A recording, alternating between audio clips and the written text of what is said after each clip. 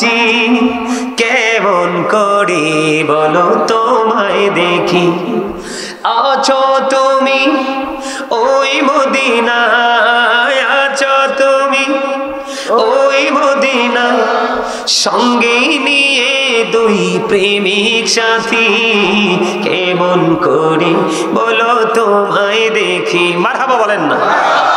আমার লেখায় আমি তুলে ধরেছি নবীজি জান্নাতে শুয়ে আছে দুই সঙ্গীকে নিয়ে, একজন হলো হযরতে আবু বকর আর একজন হলো হযরতে ওমর। সুবহানাল্লাহ বলেন না। আমি এই জায়গাটা একটু পরে আসছি, তবে আগে হাদিসের ব্যাখ্যাটা করে দেই। রাসূল বলেছে ওমান সাব্বা সাহাবী ফাদরিবহু, সাহাবাই কেরামকে যারা গালি দিবে, তাদের ইজ্জতের চাদর ধরে যারা টান দিবে, তাদেরকে বাইন্দা পিটাও।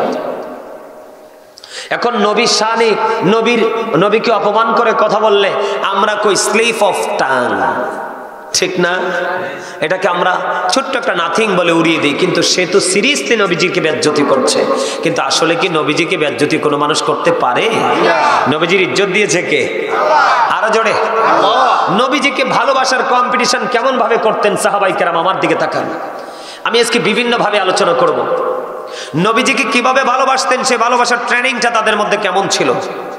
বন্ধুরে আমার, আবু বকর ওমর রাদিয়াল্লাহু তাআলা আনহু সব সময় তিনি চিন্তা করতেন কেমন করে আবু বকরের ভালোবাসাটা ওভারটেক করা যায়। শিখনাটা খিদা কয় রে, তার পেটে খিদা লাগছে, যা যা তার লে যা, তার নমুনা বালাডা। তার পেটে ভোক লাগছে, তার দেখতেই বোঝা যায়। আল্লাহ রাসূল বললেন দান করার জন্য। তাবুক যুদ্ধের পূর্বে এবার হযরতে ওমর মনে মনে তিনি চিন্তা করলেন, জীবনে কতবার যেখানে যাই যেভাবে যাই আবু বকর শুধু ফার্স্ট হয়। কি হয়? আজকে আমার কাছে সম্পদ আছে, আমি আবু বকরকে হারিয়ে দিব। কথা কয় না। আবু বকর সারা জীবন ফার্স্ট হয়েছে, কিন্তু আজকে আবু বকরকে ফার্স্ট হতে দিব না। কে চিন্তা করতেছে? হযরত খলিফা। এবার তাদের দৌলত নিয়ে আসলেন নবীজি। হযরত ওমরকে প্রশ্ন করলেন, ওমর তুমি কি নিয়ে এসেছো? কয় নবী গো, আমার যা ছিল অর্ধেক নিয়ে আসছি। ফ্যামিলি পরিবারের জন্য কতটুকু রেখে আসছো? কয় অর্ধেক রেখে আসছি। আর এবার হযরত আবু বকরকে যখন প্রশ্ন করলেন, আবু বকর তুমি কি নিয়ে এসেছো? ইয়া রাসূলুল্লাহ, আমার কাছে যা ছিল আমি সবটা নিয়ে এসেছি। ফ্যামিলি পরিবারের জন্য কি রেখে এসেছো? কয় আমি ফ্যামিলি পরিবারের জন্য আল্লাহ এবং আল্লাহ রাসূলকে রেখে আসছি। আপনার আমার মধ্যে তো এটা নাই। আরো একটা মাহফিল এলে আরেকটা খোসাই করলো বাজ যাই। ঘুম এমন জন্মের ঘুম ঘুমাইবা, খালি কবরে যাইয়া সারো। ঘুম বালিশ খেতা বসবা, কত ধানে কত চাল। কথা কর না কেন? নে এবার নে। তার কিও চাচা ঠিক কইছে না? ঠিক কইছি। এই অনারে যাইয়েন না, কিছুক্ষণের মধ্যে শেষ করে দিচ্ছি। 12টা বাজে যাইতেছে। কথা কন।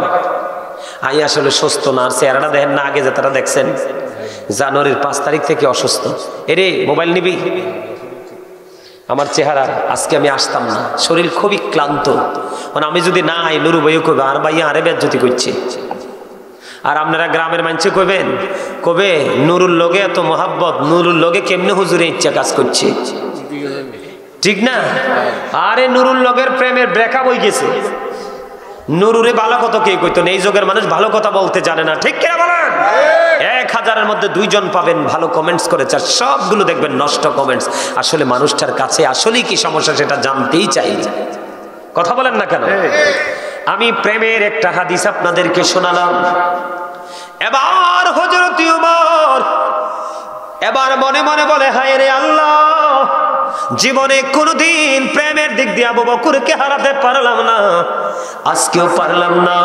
মনে হয় জীবন আর কোনোদিন পারব না। তাদের মধ্যে রাসূলকে খুশি করা, রাসূলের অর্ডার মানার কত বন্ধু দৃঢ় প্রত্যয় ছিল। আর আমাদের মধ্যে আমরা সুন্নি জামাত করি, আমাদের মানসিকতা দেখলে বন্ধু মনটা খুবই খারাপ হয়ে যায়। আবু বকর ডেকে ডেকে বলে, ইয়া রাসূলুল্লাহ, নবী গো, আমার জান মাল যা আছে একটাও আমার না, সবগুলো আপনার জন্য বরাদ্দ। আমার নবী বলে, আমার আবু বকরের সম্পদ যত উপকারে আসছে রে, আর কারো সম্পদ এত উপকারে আসে না। তাদের মধ্যে সর্বক্ষণ বন্ধু একটা প্রেমের কম্পিটিশন ছিল। নবীরে কষ্ট দিও না, নবীর ইজ্জতের চাদর ধরে টান দিও না বন্ধু। নবীরে ভালোবাসা ফরজ, নবীরে ভালোবাসা ফরজ, নবীকে বিশ্বাস করা ফরজ। নবীজি যা নিয়ে আসছে তার প্রতি বিশ্বাস রাখা আমাদের ঈমান এবং ফরজ। নবীজিকে কষ্ট দেওয়া হারাম। আপনারা বলেন, আজকে সুন্নি জামাতের মাহফিল, আপনারা ঘরে যে বৈশা রইলেন, আল্লাহ খুশি না বেজার? নবীজি খুশি না বেজার? আল্লাহ রাসূল যদি কষ্ট পায়, তুমি সুন্নি জামাত লেবাস যতই লাগাও লাভ হবে না। আমি বলবো নি, ওয়াজ করবো নি আপনাদের সামনে। আল্লাহ বলতেছেন, ইন্নাল্লাযীনা ইউযুনাল্লাহা ওয়া রাসূলাহু লা'নাহুমুল্লাহু ফিদ দুনিয়া ওয়াল আখিরাহ ওয়া আ'আদ্দা লাহুম আযাবাম মুহিনা। জোরে জোরে আল্লাহু আকবার। স্বাস্থ্য ভাই, তোমার মতলব যে খারাপ আমি আগের থেকে দেখছি, বাদাম নি পকেটে ফুরাও। তুমি কি মনে করছো আমি এমনি এমনি মাস্টার হইছি? কথা কেন, তুই বাদাম লইছস কি লাই? এত দিছে, তুই কইলি না যাই পরে যাই খাই মন লইতাম না? আজকের এই জায়গা কি বাদাম খাওয়ার জায়গা? আমার বলেন, তে যখন বাদাম চাবাইবো তার মন কি বাদামে ঢুকতো না? ওয়াজ মনে থাকবে? এই যে কত গুরুত্বপূর্ণ একটা আয়াত আমি আপনাদের সামনে তুলে ধরলাম। আল্লাহ কি বলে দেখেন, আল্লাহ বলতেছে, ইন্নাল্লাযীনা ইউযুনাল্লাহা ওয়া রাসূলাহু লা'নাহুমুল্লাহু ফিদ দুনিয়া ওয়াল আখিরাহ। আল্লাহ এবং আল্লাহ রাসূলকে যারা কষ্ট দেয়, আল্লাহ বলেছেন তাদেরকে দুনিয়া এবং আখিরাতে আল্লাহ লানত দিয়েছেন। আরে আল্লাহ যদি কেউ রে গজব দে, তার উপায় আছে? আল্লাহ বলতেছে, আল্লাহ এবং আল্লাহ রাসূলকে যারা কষ্ট দেয়, আল্লাহ তাদেরকে দুনিয়াতে অভিশপ্ত করেছেন, আখিরাতে অভিশপ্ত। ওমাগোমা, সবচেয়ে বড় ভয়ঙ্কর খবর হলো, আল্লাহ বলতেছেন, ও আ'আদ্দা লাহুম আযাবাম মুহিনা। আল্লাহ বলতেছেন তাদের জন্য ভয়ঙ্কর, একেবারে সর্বশিষ্য ভয়ঙ্কর সাজার তাদের জন্য বরাদ্দ করে রাখছে। নাউজুবিল্লাহ বলেন না কেন? আরে আরো জোরে। আপনারা কি মন খারাপ করছেন উপস্থিতি কম দেখে? জান্নাতীদের সংখ্যা তো কম হবে। কি তোমরা বোঝো না কেন? জান্নাত কয়টা? 8টা। এই 8টা জান্নাতে যাবে মাত্র একদল। কথা কয় না? একদল। মাত্র কয় দল? একদল। Only for একটা টিম। আহলে সুন্নাহ ওয়াল জামাত ইজ দ্য বেস্ট পার্টি। একটা পার্টি যাবে জান্নাতে, একটা দল, সেটা হলো আহলুস সুন্নাত ওয়াল জামাত। আর জাহান্নাম হলো 60টা। কয়টা? 60টা। এই 60টা জাহান্নামের বরাদ্দ করছে 72 দল। উপায় আছে নি? কচ্চা এই একটার রূপ একটা পড়তেই থাকবো, পড়তে থাকবো। জাহান্নামে কয়, আমি তো ওদের আগ্রহে আছি, আইও মনু। কি মনু, আইও, আইলে বুঝবা মজা যে কত। বুঝেন নাই? হেতে জেতের একবারে কম আযাব, হেতের আগুনের 1 জোড়া জুতা। কয় জোড়া? আহারে, জুতা পরাইতে দেরি, মাথার মগজটা গরুর গোস্তের পাতিলের মতো উতরাইতে দেরি করবে না। তুমি বলেছি তুমি মরতে পারবা না, বাঁচতে পারবা না, পালাতেও পারবা না। খাবার কি জানুনি বরাদ্দ? ভয়ঙ্কর খাবার, তিনাতুল খাবাল। ইয়া রাসূলুল্লাহ, তিনাতুল খাবালটা কি? নবীজি কয়, আরেকটা জাহান্নামীর পচা রক্ত পুঁজ। কেমনে খাবা যুবক, তোমাদেরকে বলি। আর সারা জীবন আলেমদের সাথে প্রেমের ডুরি লাগাইবা। মাহফিল যেখানে হবে নবীর প্রেমের অন্য মাহফিল না। নবীর প্রেমের মাহফিল হবে, মানুষ কতজন সেটা দেখার বিষয় না। ওখানে সোজা চলে যাবা, সারা জীবন শুধু নবীর প্রেমের গল্প পুঁজি করবা। জীবনে যখন বয়স বাড়তে থাকবে, শুধু নবীর প্রেমের আমল করতে থাকবা। নবী কয়, যুবক, যৌবন কাল তুই অন্য প্রেমে লাগাইছস। আমি নবী একটা খবর তোদেরকে দিয়ে দিলাম, আল হাসান ওয়াল হুসাইন সাইয়্যিদা শাবাবি আহলিল জান্নাহ। আমি নবী বলে দিলাম, ইমাম হাসান এন্ড হুসাইন আর the leader of younger people in Jannah. আমার যে দুইটা কলিজার টুকরা ইমাম হাসান হুসাইন, তোদের জান্নাতে আমি লিডার হিসাবে ঘোষণা করে দিলাম। নবীর দরকার হবে না। মা খাতুনে জান্নাতের কলিজার টুকরা দুইটা জান্নাতে তোমাদের নেতৃত্ব দিবে। যেমন আজকে আমি যখন আসছি, নেতৃত্ব দিয়েছে কে? নুরু ভাই। কথা কয় না? লোকেশন দিছে কে? নুরু ভাই, তোমাকে জান্নাতে গিয়ে টেনশন করতে হবে না, কারণ তোমার লিডার আছে অটো রেডি। কারণ এমনি এমনি পাওনি, তুমি কর্ম করে নিয়েছো। কথা কয় না? তো যুবক যৌবনকালে কাজ করার দরকার না? আরো জোরে দরকার নেই?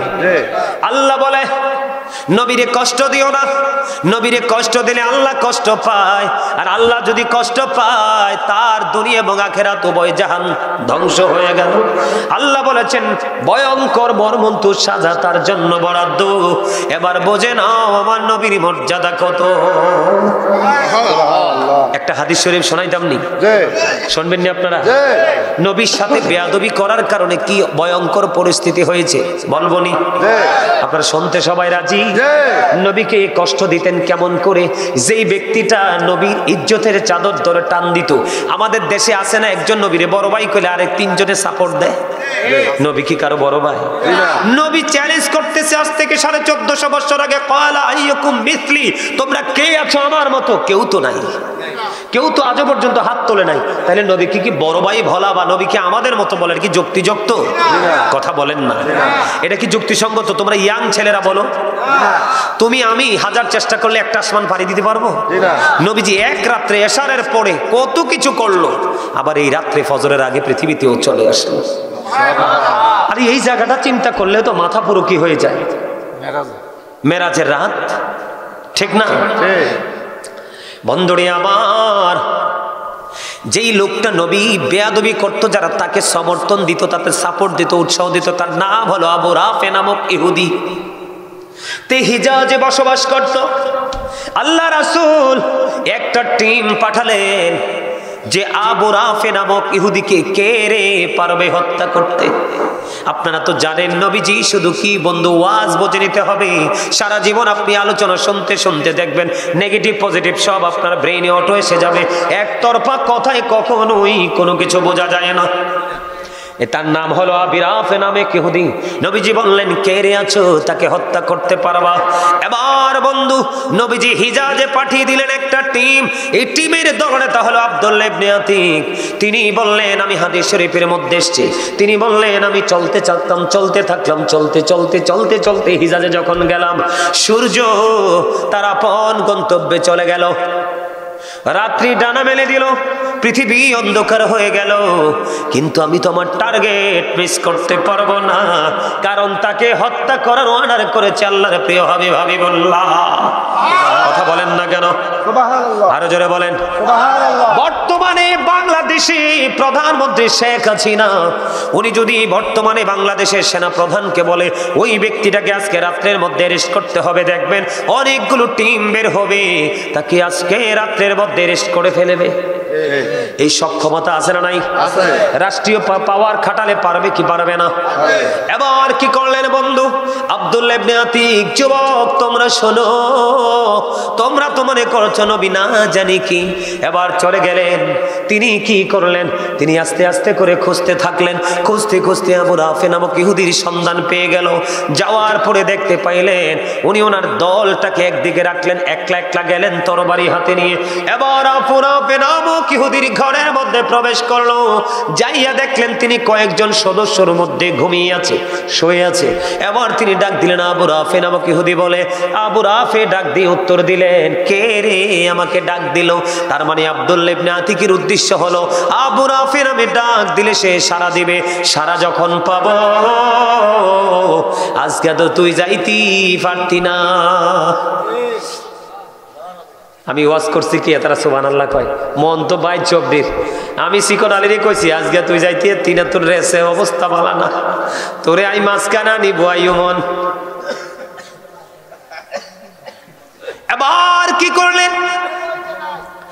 আবু রাফে নামক ইহুদিকে হত্যা করার জন্য আব্দুল্লাহ ইবনে আতিক ডাকের সাথে যখন আওয়াজ পেলেন, কে রে আমাকে ডাক দিলা, সঙ্গে সঙ্গে আব্দুল্লাহ ইবনে আতিক গিয়ে তাকে তরবারি দিয়ে আঘাত করে তাকে সঙ্গে সঙ্গে পৃথিবী থেকে আউট করে দেয়।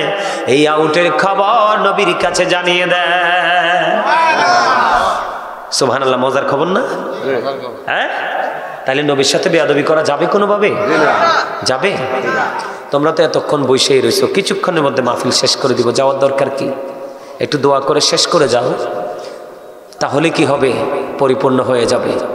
তোমাদের বয়স কম, এই আমল যে আল্লাহর কাছে আজকে যে আসছো, এখানে বসছো, এটাই তো আল্লাহর কাছে অনেক পছন্দের জিনিস। কথা কয় না? এবার আসো খ্রিস্টান। খ্রিস্টান কিন্তু মারা গেলে কফিনে করে মাটিতে ঢুকায়, মুসলমানের মতো কিন্তু মাটি দেয়। দেখছো না তোমরা? ব্রিটিশ রানী যে মারা গেছে এটা তো পৃথিবী দেখছে, চন্দন কাঠ দিয়ে কফিন বানিয়ে কিন্তু তাকে মাটিতে রাখা হয়েছে। কোটি কোটি টাকা খরচ করে একটা খ্রিস্টান মারা গেলে। আমি আপনাদেরকে বলি, বুখারী শরীফের হাদিস, এক খ্রিস্টান বন্ধু মারা গেলেন, কিন্তু মারা যাওয়ার আগের ঘটনাটা খুবই মজার।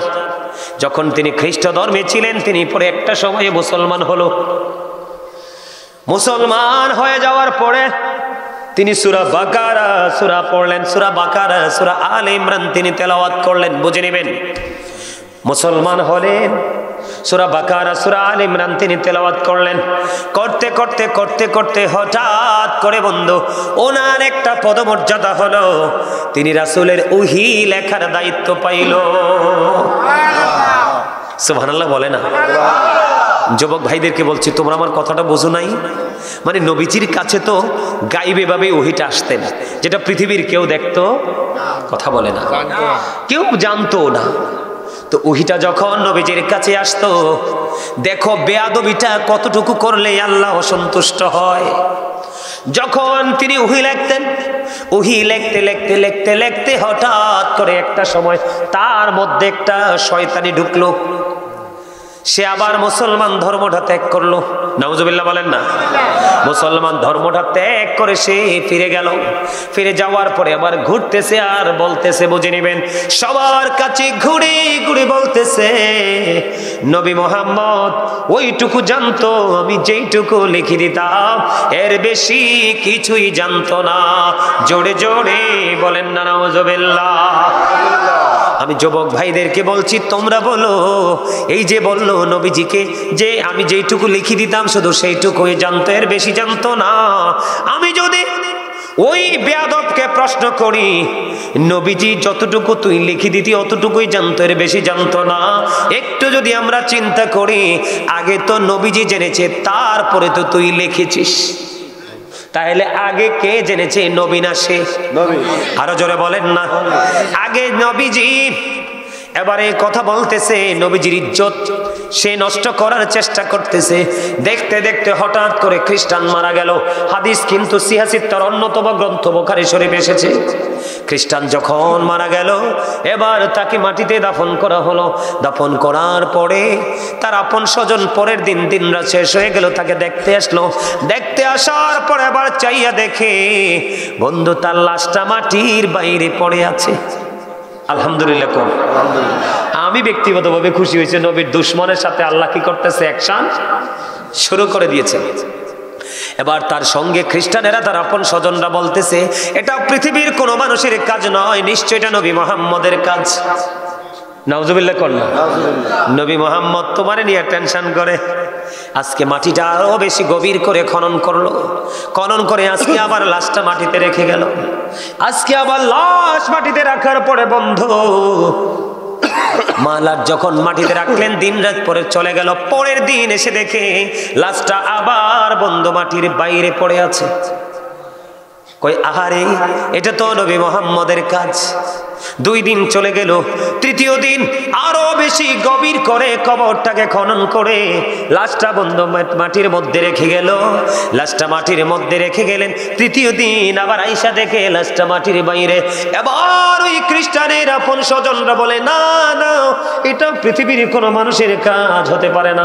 একদিনের পর একদিনে তো গভীর খনন করে তাকে কবরে রাখলাম, এটা পৃথিবীর কোনো মানুষের পক্ষে এত গভীর থেকে বের করা সম্ভব না। এটার মধ্যে অন্য কোনো রহস্য আছে। এই বলে তার লাশটা মাটির বাইরে ফেলে তারা সবাই চলে যায়। এটা অন্য কোনো কিছু না। ওই যে ঘুরে ঘুরে বলেছে যে নবী মুহাম্মদ কিছুই জানতো না, আমি যেইটুকু লিখে দিতাম শুধু সেইটুকুই জানতো। জোরে জোরে নাউজুবিল্লাহ। নবীর সাথে দুশ্মনী করা যাবে? নবীর দুশ্মনী নিয়ে আলোচনা করলে শেষ হবে না আলোচনা। নবীর দুশমনদেরকে কিভাবে পানিশমেন্ট দিয়েছে দেখেন। অন্য দূরে, নবীরটা তো পড়ে। হযরত ওমর কি করেছে, একদিন 2 জনের বিচার করলেন আমার রাসূল। কয়জনের? 2 একজন হলো মুনাফিক মার্কা মুসলমান, নামের মুসলমান। আর কি আমাদের মধ্যে এরকম আছে না? এদিকে এই বাইত যাইয়া দুধ চা খায়, কয় হ্যাঁ তোমারটা ঠিক। আবার ওই বাইত যে রং চা খায়, হ্যাঁ ন কয় তোমারটা ঠিক। এই বাইত দামি বিস্কুট খায়, ভাই তোরটাও ঠিক। এই বাইত যে কম দামি বিস্কুট খায়, ওখানেও যায় কয় তোরটাও ঠিক। এই যেটা সব জায়গায় ঠিক, এটা মুনাফিক। এটা সব জায়গায়, যেটা সব জায়গায় ঠিক না, কিছু কিছু জায়গায় ব্যাঠিক, এইটাই আসল ঠিক। কথা কন না কা? ঠিক না? সত্যবাদীরা দেখবেন সবসময় স্টেট ভাবে কথা বলে, কাউকে ভয় পায় না। তাদের শুধু ভয় থাকে আল্লাহ। আরে আল্লাহ ঋণী হারাই ফেলি, রাসূল ঋণী হারাই ফেলি, দুনিয়ার মানুষ আমার কতক্ষণ থাকবে, আজকে আছে কালকে নাই। বিষয়টা এরকম না? আরো জোরে। 2 জনের বিচার হলো বন্ধু, 2 জনের বিচার হলো, একজন হলো বেঈমান আর একজন হলো মুনাফিক মার্কা মুসলমান। বিচার করার পরে বেঈমান কিন্তু মেনে নিয়েছে, কয় মুসলমানদের নবী, নবী মুহাম্মদ তিনি তো আল আমিন, উনি কখনোই ভুল করতে পারে না, ওনার বিচার আমি মেনে নিলাম। ইহুদি মেনে নিলেন, কিন্তু ওই মুনাফিক মার্কা মুসলমান বিচারটা মেনে নেয়নি। এবার ওই মুনাফিক মার্কা মুসলমান ডেকে ডেকে বলছে, আমি বিচার মানি না, আরেকজন বিচারক আছে, আমি তার কাছে যাব বিচারের জন্য। ওই বিচারকটা কে? ওই বিচারক হলো হযরতে ওমর। এবার ওমরের কাছে যখন গেল, ওমর রাদিয়াল্লাহু তাআলা আনহুর কাছে যাওয়ার পরে বন্ধু, এবার ইহুদি ডাক দিয়ে বলে, ওমর তোমাদের নবী বিচার করার পরেও আর অন্য কারো কি বিচার করার কোনো ইখতিয়ার থাকে রে? এবার হযরত ওমর একটা ডাক দিয়ে বলল, আমার নবী কি বিচার করেছে? কয় হ। কয় নবীজি বিচার করেছে? কয় হ। এবার ওমর কি করলেন, ঘরে গেলেন, তার ঘরের কামরায় যাইয়া উন্মুক্ত একটা তলোয়ার নিয়ে বের হয়ে আসলো। এসে সঙ্গে সঙ্গে ওই মুনাফিক মার্কা মুসলমানের কল্লাটা দেহ থেকে নামাই দিল। ওমর একটা ডাক দিয়া পড়ে, রে মুনাফিক মার্কা মুসলমান, তোর মতো মুসলমান এই পৃথিবীতে বেঁচে থাকার দরকার নাই। আজকে যদি হযরতে ওমর বেঁচে থাকতো, আজকে যদি হযরতে আবু বকরের জামানা হতো রে, দেখতেন কত মুসলমানের প্রতিদিন বন্ধু কল্লা ফালাইতো। আর আপনি আমি নবীর সাথে যারা বেয়াদবি করে, আপনি তাদের সাথে 500 টাকার জন্য, 1000 টাকার জন্য, এক বেগ বাজারের জন্য প্রেম করেন। ঠিক নিও? আমি কি ভুল কথা বললাম? এবার এদিক দিয়ে বন্ধু ইহুদির টনক নড়ে গেছে। ইহুদি ডেকে ডেকে বলে, আহেরে ওমর, এই যদি হয় তোমাদের ধর্মের নিয়ম, তাহলে আমার ধর্মে কিছু নাই, তোমার ধর্মের চেয়ে সুন্দর আর কিছু হতে পারে না। নবী মুহাম্মদের কাছে যাওয়ার পরে ওখানেও বিচার পাইলাম আমি, যদিও আমি মুসলমান না, একজন বেঈমান। এখন ওমর, ওমর রে, আমি তোমার কাছে আসার পরও বিচার পাইলাম আমি তোমার কাছে।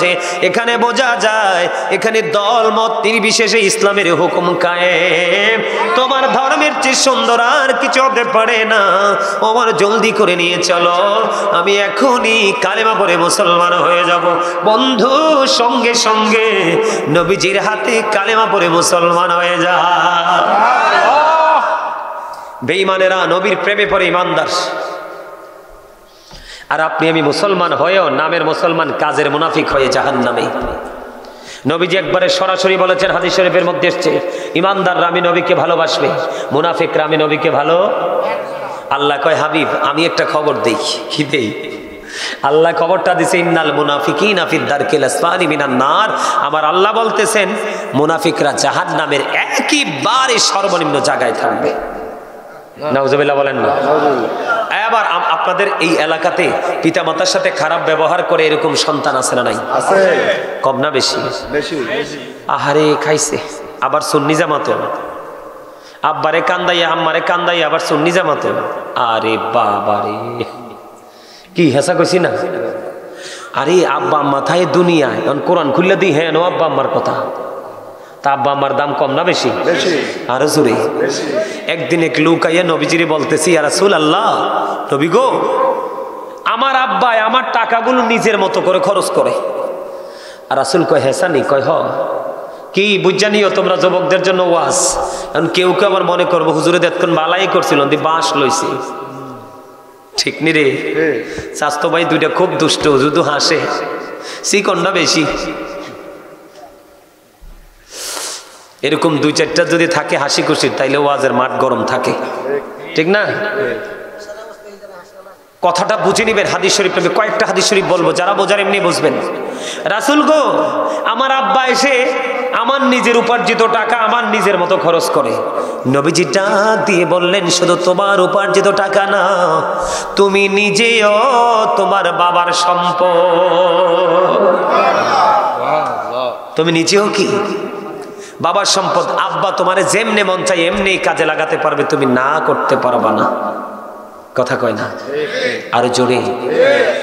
রাসূল বলেছেন, হতভাগা সে, হতভাগা সে। কে গো নবী হতভাগা? 3 বার বলেছেন। যাদের পিতামাতা দুজনকে পেল অথবা একজনকে পেল, তাদের সেবা করে জান্নাতি হতে পারলো না, এই সন্তানের মতো হতভাগা আর কেউ হতে পারে? আমার দিকে তাকাও, বাবারে কান্দাইও না। আল্লাহ রাসূল বলেছেন, যেই সন্তানের প্রতি আল্লাহ অবাধ্য, যেই সন্তানের প্রতি বাবা অবাধ্য। কে? মানে বাবা আছে না, অনেক বাবা আছে না সন্তানের প্রতি অসন্তুষ্ট? আমার আল্লাহ বলেছেন, রাসূল জানিয়ে দিয়েছেন, যেই সন্তানটার উপর বাবা রাজি না, সেই সন্তানটার প্রতি আল্লাহও রাজি না। এই ছেলে সন্তান বাইচা থেকে কোনো লাভ আসেনি কোনছেন? এবার মায়ের দিকে যায়, মায়ের দিকে একটাবার মায়ের নজরে তাকাইলে একটা হজের সওয়াব। রাসূলকে প্রশ্ন করলো, নবী গো, দৈনিক যদি 100 বার তাকায়? নবী কয়, তাইলে 100 হজের সওয়াব। তাইলে এখানে মা বাবার দাম কম না বেশি?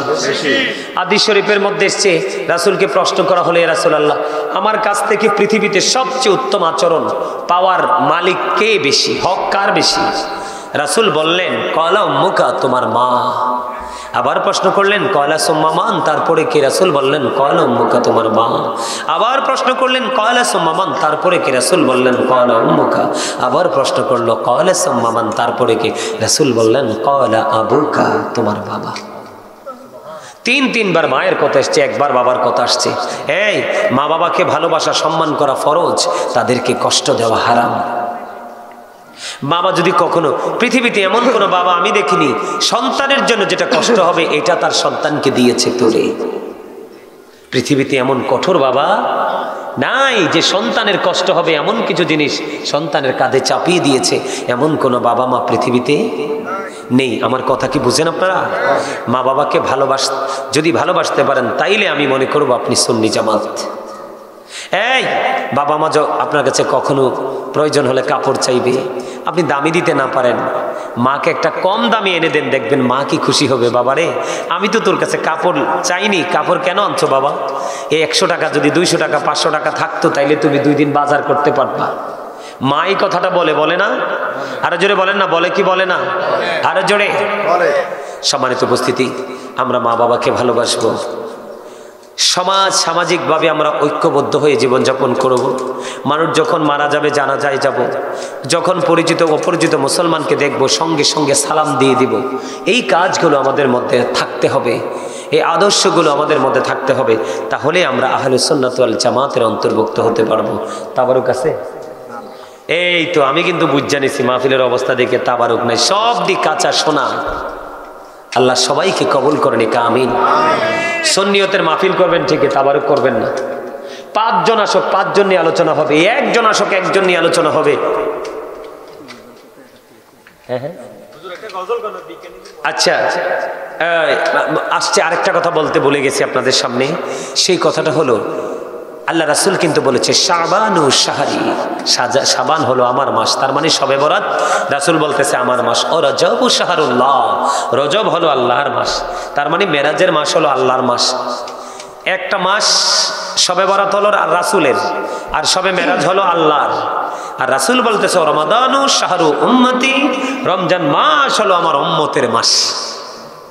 ওমা সুবহানাল্লাহ, আরে মজা তো বুঝো নাই তোমরা। ও রমজান মাস যেটা আইতে আছে 2 দিন পরে, এটা কার মাস? আমাদের মাস। কে বলছে? রাসূল বলেছে। মজার খবর কিন্তু আল্লাহ রাসূল আমাদেরকে বুদ্ধি শিখিয়ে দিয়েছে, আল্লাহুম্মা বারিক লানা ফি রজব ওয়া শাবান ওয়া বাল্লিগনা রমাদান। আল্লাহ রাসূল শিখিয়ে দিয়েছে তোমরা আল্লাহর কাছে দোয়া করো, আল্লাহ রজব এবং শাবান মাসের বরকত দান করো, আমাদেরকে রমজান পর্যন্ত পৌঁছায়া দাও, হায়াতটা বাড়াইয়া দাও, শরীরটা সুস্থ রাখো। আল্লাহ কোরআনে বলতেছি আইয়ুহাল্লাযিনা আমানু কুতিবা আলাইকুমুস সিয়ামু কামা কুতিবা আলাল্লাযিনা মিন ক্বাবলিকুম লাআল্লাকুম তাত্তাকুন। এই আমাদের দিকে তাকান, রাসূল আল্লাহ বলেছেন কোরআনে এসেছে ইমানদারদেরকে ডাক দিয়েছেন, কোনো বেঈমান কাফের মুশরিক মুনাফিককে নয়। আল্লাহ মুমিনদেরকে ডেকে বলেছেন যে রোজা তোমাদের উপর ফরজ করা হয়েছে। তার মানে রমজানের মাসের রোজা আমাদের উপর ফরজ। তোমাদের পূর্ববর্তী যারা চলে গেছে, আমাদের থেকে চলে যায় নাই, তাদের উপরে রোজাটা ফরজ করা হয়েছিল। আল্লাহ কেন ফরজ করেছিল? তোমরা যেন আল্লাহ বলা হতে পারো। কে হতে পারো? আল্লাহওয়ালা হইতে হলে, আরে আরো মজার খবর শোনেন, এই আমার দিকে তাকাও না। আল্লাহ মানে আমাদেরকে আল্লাহ প্রিয় করার জন্য, আমাদের গুনাহ থেকে মুক্তি দেওয়ার জন্য, ইদা জা রমাদান ফুতিহাত, যখন রমজান আগমন করে, আবওয়াবুল জান্নাহ, জান্নাতের দরজা খুলে দেওয়া হয়, কুল্লিকাত আবওয়াবুন নার, জাহান্নামের দরজা বন্ধ করে দেওয়া হয়, সুফিদাতিশ শায়াতিন, শয়তানকে বন্দী করে ফেলা হয়। সুবহানাল্লাহ কোন না? যারা রোজাদার, যারা পরিপূর্ণ রোজা রাখবে, তাদের জন্য বছরের শুরু থেকে শেষ পর্যন্ত শুধু জান্নাত সাজানো হবে। আর এর মধ্যে একটা